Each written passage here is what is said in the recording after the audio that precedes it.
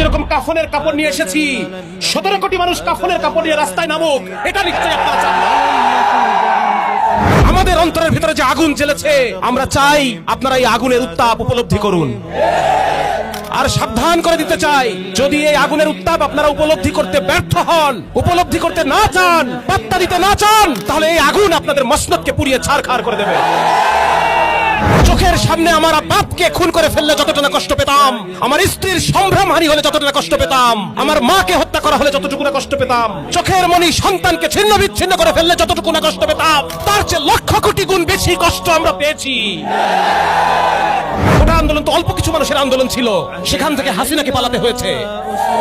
হাসিনা পাত্তা দেয় নাই বলে আজকে আপনারা যে 17 কোটি মানুষের অন্তরের আঘাতকে পাত্তা দিচ্ছেন না, এর পরিণতি কি হবে এটা তো আপনারাই আমাদের চেয়ে বেশি ভালো জানেন। যদি রমজান মাসের মধ্যে তারা কোনো সিদ্ধান্ত নিতে ব্যর্থ হয়, তারা যদি কোনো ব্লাসফেমি আইন প্রচলন করতে ব্যর্থ হয়, তাহলে রমজানের পরে কাফনের কাপড় নিয়ে সবাই রাস্তায় চলে আসবে।